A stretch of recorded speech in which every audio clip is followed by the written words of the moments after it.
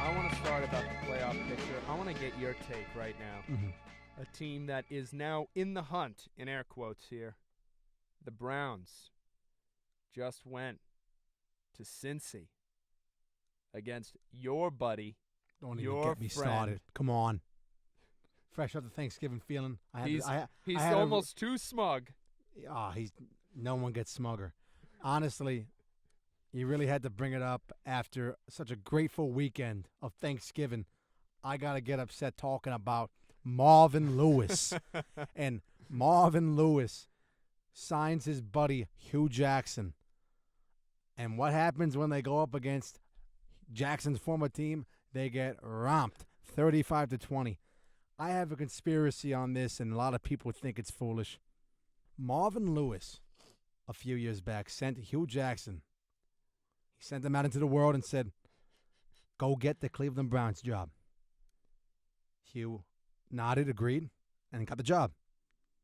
Hugh Jackson, for 3 years, gave Marvin Lewis 6 wins. So, Marvin Lewis sends Hugh Jackson to Cleveland just so he could get 2 extra wins per season. So, instead of going 6-10, Marvin Lewis goes 8-8. Instead of going 7-9, Marvin Lewis goes 9-7. Instead of going 5-11, Marvin Lewis goes 7-9 because Hugh Jackson gave him the 2 wins. And then, after Hugh Jackson is finally exposed, 36-1, he gets canned, and within a week, Marvin opens the back door once again and says, come on back, Hugh. Thanks for doing your duty. Marvin Lewis should be ashamed of himself. Marvin Lewis should be fired.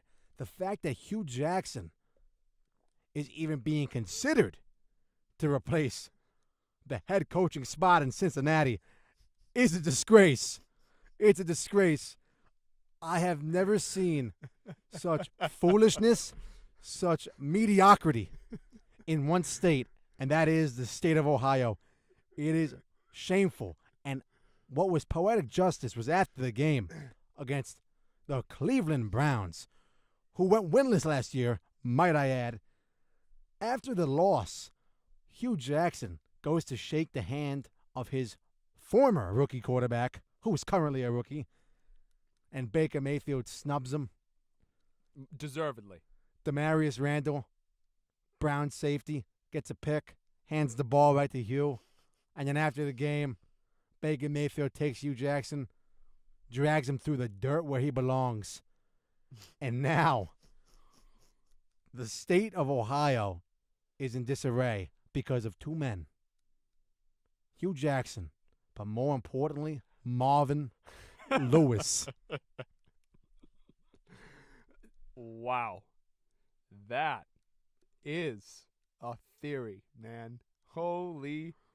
I've really considered it. Have I sat back too long on the couch thinking about Marvin Lewis? Has he really got into my head, or is he just that mediocre? And I think it's the latter. He is that mediocre. I cannot watch a Cincinnati Bengal game. It was so bad, actually, McCracken. The first week of the year, my Colts opened up with Cincinnati. I didn't even watch the game because smug Marvin Lewis was on the sideline. And if I had to see that guy snicker once more before the end of the season, I'll stop watching football entirely. I will not watch another Cincinnati Bengal game until Marvin Lewis is officially fired.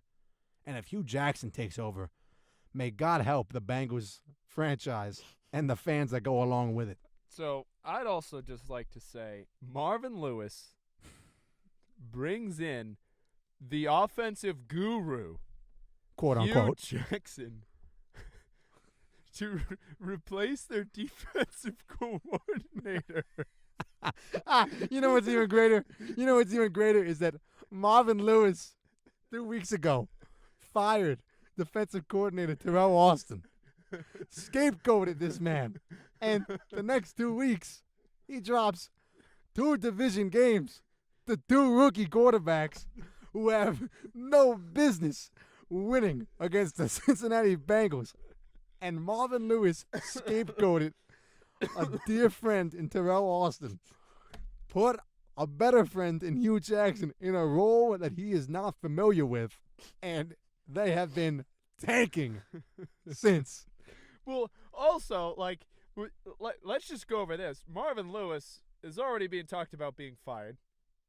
And For the last 6 years, he's been fucking fired. And Cincinnati responds by saying, yep, we're looking into a few coaches. One of which... Led by Hugh Jackson. I mean, one of which being Hugh Jackson. What?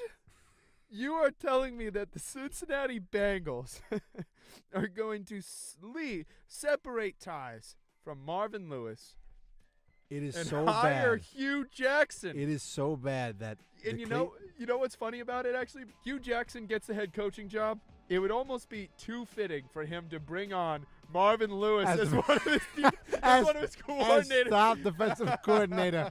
That would be hysterical. That would be a troll. And our theory would all come full circle. It's a real bad time in Ohio where the most dysfunctional franchise is not the Cleveland Browns. It is the Cincinnati Bengals. Boy, oh boy. And now they're dead. I Because will. Andy Dalton's out, A.J. Green's out, Yep. Jeff Driscoll.